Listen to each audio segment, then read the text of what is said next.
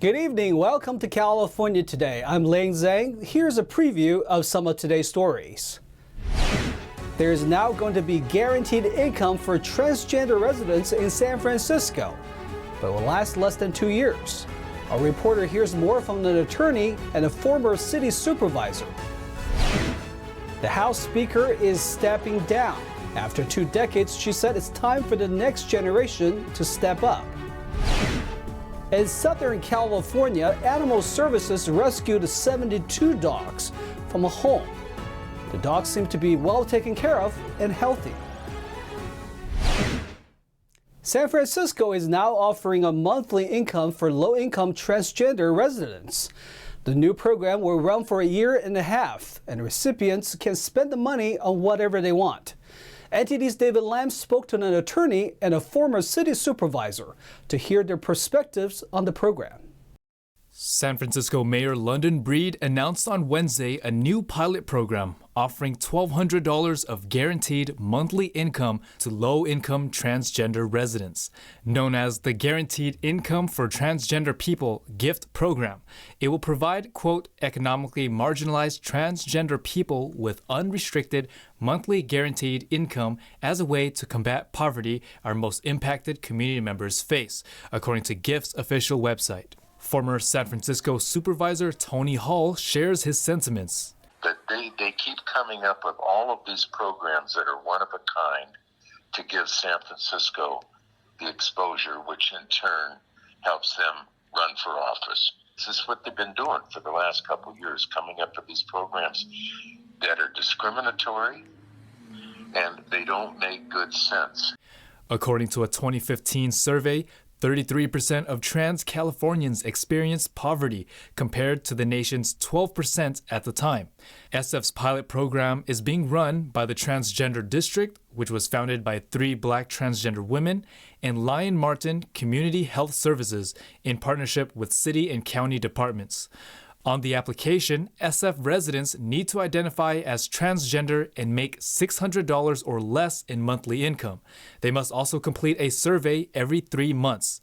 One attorney shared his thoughts. The idea of helping low-income individuals is never a bad thing. I think the only thing that's controversial here is the fact that they've targeted the assistance to a particular group of people, and it's based on sex in large part.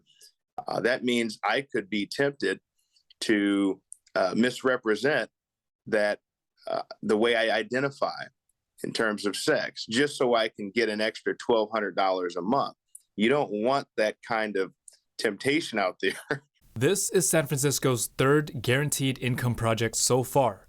The effectiveness of these programs are still unclear. Axios reported that a similar program in Finland was viewed as a failure. That's because so many people were still unemployed after it ended. SF's program is set to run January 2023 to June 2024. David Lam, NTD News, California. It's official. House Speaker Nancy Pelosi will be letting go of the gavel. Pelosi addressed her colleagues on the House floor this afternoon to break the news. NTD's Melina Weisskopf has more details. After leaving many guessing for months, House Speaker Nancy Pelosi has finally revealed her future plans. In a highly anticipated speech on the House floor this afternoon, Pelosi reflected on her time serving as the Democrats' top leader, a position she's held for 2 decades. Now Pelosi says it's time to make way for a new generation to fill that role. And with great confidence in our caucus, I will not seek re-election to Democratic leadership in the next Congress. For me, the hour's come for a new generation to lead the Democratic caucus that I so deeply respect. And I'm grateful that so many are ready and willing to shoulder this awesome responsibility. And Pelosi's decision comes in the wake of many members calling for new blood in the ranks of leadership. Those calls intensified ahead of midterms when many members who were in tight races were repeatedly criticizing leadership, calling for a new generation of leaders to fill the role. Now, Speaker Pelosi, although she's letting go of the gavel as Speaker and stepping down from her leadership position, she will still continue to be the representative for San Francisco. For a while, there was the lingering lingering question of who would fill this leadership role. Would it be the number 2 Democrat, House Majority Leader Steny Hoyer, who served in leadership since 2003, or would it be the number 3 Democrat, the whip James Clyburn? We got that answer today. Neither of them. The next likely contender is Representative Hakeem Jeffries from New York. He's a 52-year-old who currently serves as the chairman of the Democrat caucus. Now, he already has support from Whip Clyburn as well as the Congressional Black Caucus, so many are really pushing him to the front lines to take this position, although he today declined to say whether or not he would pursue that. Another possible contender is the chairwoman of the Congressional Progressive Caucus, Congresswoman Pramila Jayapal. Democrats will take their official vote on leadership at the end of this month. In San Francisco, plainclothes police officers tracked down an auto burglary crew. The case resulted in a foot chase on the highway. Officers from multiple stations in the city chased the thieves on the freeway backed up by traffic. The plainclothes officers got out of their vehicles and chased them by foot. You got him! You got him! You got him! SF Police Officers Association thanked the officers, but didn't specify how many people were part of the burglary crew or how many were caught. On Wednesday, Animal Services in California coordinated a rescue of 6 dozen dogs living in a residential home. Officials say that the dogs were well taken care of and that there's no investigation. The Riverside County Animal Services, along with 3 long-standing rescue organizations, rescued 72 dogs living inside a home in the Cabazon area. According to Animal Services, the case involved an elderly woman who was suffering the early stages of dementia. The woman's daughter had reached out to the county for assistance with the dogs. Lieutenant Leslie Hunikins of the Riverside County Department of Animal Services said in a press release, "This was an example of someone who was truly in need of our help. The daughter inherited a very troubling situation. She did the right thing by seeking our guidance and assistance." The dogs received veterinary care at the county's San Jacinto Valley Animal Campus. Hunikins says that while the circumstance wasn't ideal, the dogs were well fed and taken care of. There is no open cruelty investigation. Most of the dogs were small and consisted of various terrier mixes and the hairless Chinese crested dogs. An animal services officer adopted one of the dogs, and the rest went to the rescue organizations to get ready for adoption. For people who are looking to visit Yosemite, we have some good news for you. The park is dropping reservations for summer of 2023. Reservations were required in the summers of 2020 and 2021 due to the pandemic, and this summer when many attractions were closed for repairs. We are going to take a short break, but here's a look at what we got for you when we come back. Apple is getting sued over its App Store. A gaming company alleges that it's set up to monopolize and stifle competition. Critics speak out about the Safer Streets for All Act, saying the streets wouldn't be safe at all. The bill legalizes loitering for prostitution. One woman is planning to restore traditional American values to the young generation by showing Hollywood Golden Era movies. That and more on California Today.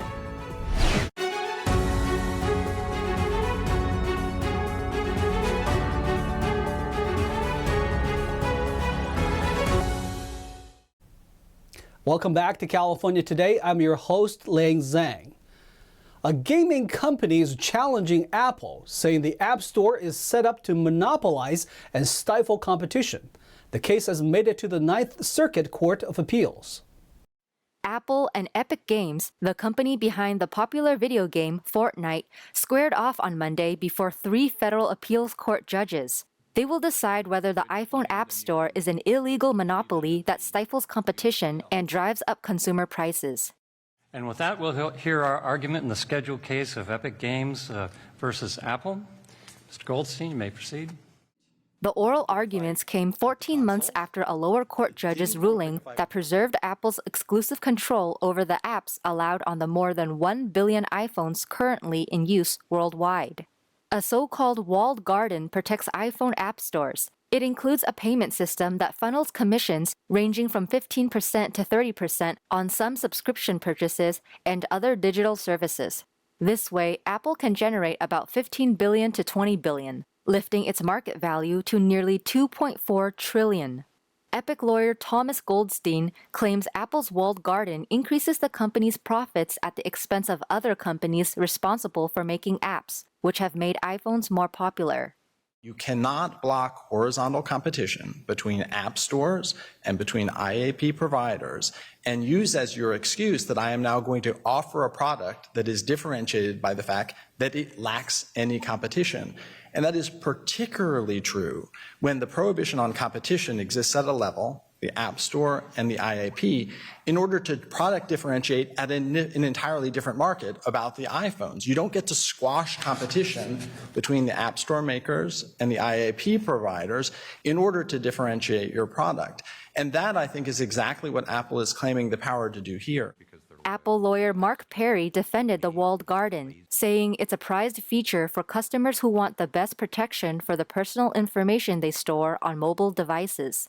He also described the barrier as a way for the iPhone to distinguish itself from devices running on Google's Android software. Apple gives consumers a choice. They can go to the open system, which is Android devices, which have many competing app stores. All the things that Epic wants in this case, Android already offers. And they open themselves up to more intrusions, privacy, malware, and so forth. Or they come to Apple and have the closed system, the integrated system, where Apple has human review of every single app. So it's trusted, reliable, safe, secure, private. That's competition. An appeal court ruling is expected to come out sometime next year. A California man has pleaded guilty to multiple federal charges. 36-year-old Edward Kim of Los Angeles pleaded guilty to federal drug trafficking and submitting false unemployment and COVID-19 relief claims. The Department of Justice announced on Monday that Edward Kim had been charged with, quote, 1 count of conspiracy to distribute methamphetamine and fentanyl, 1 count of distribution of methamphetamine, 1 count of conspiracy to defraud the government with respect to claims, 2 counts of mail fraud, and 2 counts of possession of 15 or more unauthorized access devices. The plea agreement states that from May of 2020 to March of 2021, Kim and his co-conspirators submitted approximately 459 fraudulent unemployment insurance claims and COVID-19 pandemic relief claims to the California Employment Development Department. They used the information of California state prison inmates obtained from the dark web. In total, Kim and his co-conspirators received nearly $5.5 million in fraudulently obtained funds from the government. Kim also admitted to the trafficking of over 300 fake oxycodone pills containing fentanyl that he mailed to Hawaii in 2019. Kim has been held in federal custody since his arrest back in March of 2021. He is scheduled to be sentenced on March 6, 2023. He faces a minimum sentence of 10 years to a statutory maximum of life in a federal prison. This past year, the governor signed a Safer Streets bill into law. The law has been facing backlash from many critics, courts saying it's worsening sex crimes all throughout the state. In July, Governor Gavin Newsom signed Senate Bill 357, also known as the Safer Streets for All Act, into law. The law, which was authored by Senator Scott Wiener, will decriminalize loitering for the intent to engage in sex work. It is set to go into effect in January 2023. Critics of the bill, including many law enforcement agencies, are saying the law is impeding their fight against prostitution and sex trafficking. Carrie Braun, the Orange County Sheriff's Department spokeswoman, told the Epic Times, quote, "The law hinders law enforcement efforts to identify and prosecute those who commit crimes related to prostitution and human trafficking. Additionally, it could hinder the ability of identifying those being victimized." But the new law is supported by organizations including the ACLU, the ADL, the City of West Hollywood, the Green Party of California, and the Los Angeles County District Attorney's Office, headed by District Attorney George Gascon. In a statement released by Senator Wiener, Fatima Shabazz of the Decrim Sex Work CA Coalition says, quote, "SB 357 repeals a Jim Crow law that criminalized black and trans people in public spaces. But according to Vanessa Russell, the founder and executive director of the nonprofit Love Never Fails, disagrees. She told the Epoch Times that Oakland and San Francisco have reported an increase of 3 times the number of exploited people. Buyers are trolling residential districts at all hours of the day and night. She said, quote, "The legalization of loitering for the purpose of prostitution has created an increase in demand in cities across California." Russell expects that the minority groups that the bill intends to protect will instead likely be at greater risk. She added a warning that because of the passage of SB 357, Californians should expect more prostitution, increases in gun violence, and more missing children and vulnerable adults. Both Governor Newsom and Senator Wiener's offices did not respond to requests for comment by the Epoch Times. An orphaned black bear cub is suffering from skin infection and other health problems. It's now being cared for at the Oakland Zoo. The Oakland Zoo is caring for a black bear cub named Nixon, who is about 8 months old and weighs 28 pounds. He is sick with a skin infection, causing extreme hair loss, pneumonia, a viral infection, and internal parasites. He also has a deeply infected bone in his left front foot, affecting his walking. But an Oakland Zoo veterinarian calls Nixon a tough little guy and says they hope to nurse him back to health. He's been put under heat lamps to keep warm, given baths to fight the skin infection, and fed plenty of bear chow. Residents in the South Lake Tahoe area recently found the cub near a retail shop named Nixon's, which they named the bear after. The California Department of Fish and Wildlife brought him to the zoo on November 15th. 83-year-old Annalie McGraw says Hollywood classic films have the power to ignite young people's moral imagination and their cultural memory. So she decided to play TCM Golden Era movies in classrooms to bring traditional American values back to the young generation. Here's her story. There is a moral standard of right and wrong and good and evil that is timeless. Political sciences PhD Annalie McGraw came of age during the post-World War II era in California. That was also the Hollywood golden era when movies were made by respecting the motion picture production code. Really, you could say a moral code or a code about human nature. Annalie loves movies growing up.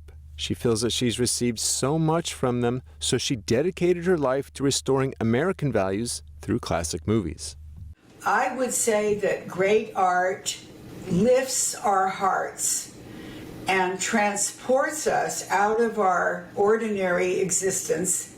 And so the young people of today can see a movie like It's a Wonderful Life, and they can really begin to understand what has been lost in our culture. As the director of the Educational Guidance Institute, she has been showing Hollywood Golden Era movies to people since 1980. Through these efforts, young people could learn important values. Raisin in the Sun is actually one of the very few movies that really teaches what is a family. One time, the Institute hosted a classic movie event in a detention center for young people. They were showing It's a Wonderful Life by Frank Capra. They didn't like the film at all. It was in black and white. They didn't know who the lead actor was, Jimmy Stewart. However, as the movie was rolling, those young people started identifying and sympathizing with the characters. They began to understand something. The human capacity to make a choice for the good is always there for us, and these movies bring that out. They remind us that we are not just hopeless victims of fate beyond our control. We really can make a decision. And by the end of the movie, they cried out to the teacher. They said, "This is the best film we've ever seen." In a time of great division, Annalie's wish is to bring back these values so that communities can benefit regardless of their religious or political views. Great art gives us not only beauty, but truth and goodness as well. Annalee's favorite movies are A Tale of Two Cities, It's a Wonderful Life, and A Raisin in the Sun. She calls them her big three. The Hollywood golden era that she mentioned was between 1930 and 1960. Movies produced in that period had to receive a seal from the Production Code Office to make sure they upheld the moral code developed by Will Hayes. Now let's check in with NTD's Thomas Christian for today's Sports Roundup.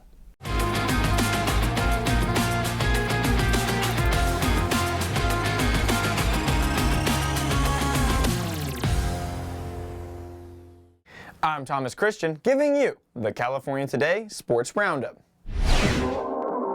Rams quarterback Matthew Stafford was a full participant in LA's practice Wednesday and is expected to start against the New Orleans Saints on Sunday. Matthew Stafford suffered a concussion before the Rams matchup with the Arizona Cardinals last week.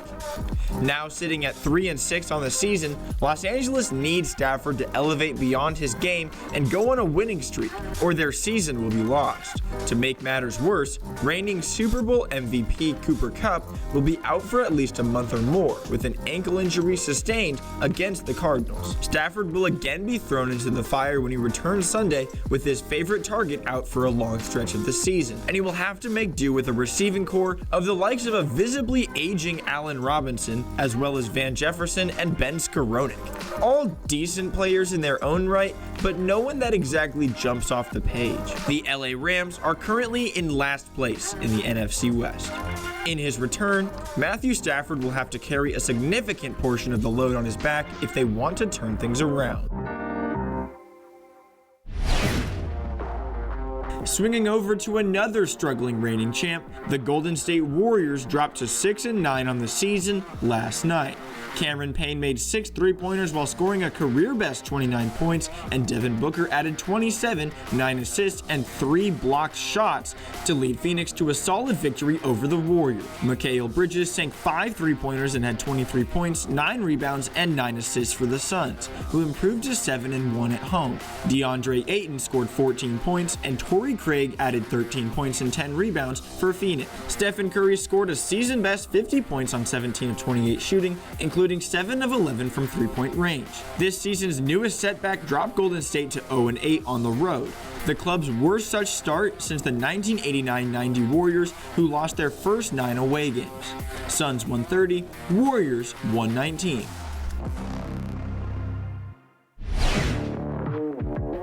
Now over to the ice, Trevor Moore scored all 3 goals for the visiting Los Angeles Kings in a 3-1 win against the Edmonton Oilers on Wednesday night. It was the first hat trick of Moore's 5-year NHL career and just his 3rd multi-goal game. Victor Arvidsson had 3 assists and Cal Peterson made 22 saves for the Kings, who were coming off a 6-5 loss to the Calgary Flames on Monday in the opener of the 4-game trip. Zach Hyman scored, and Stuart Skinner stopped 29 shots for the Oilers, who have lost 5 of their past 7 games. Kings 3, Oilers 1. And that's all for sports. That's all we've got for you tonight. We'd like you to join us again on California Today every weekday at 8:30 p.m. Make sure to check out our broadcasts on our California Today webpage. You can find it at ntd.com/California-today. You can also find all of our top latest clips there, ready to share with friends and family. Send us a message on Twitter, Facebook, or Instagram, or through our email, california.today@ntd.com. I'm Liang Zhang. Have a wonderful evening.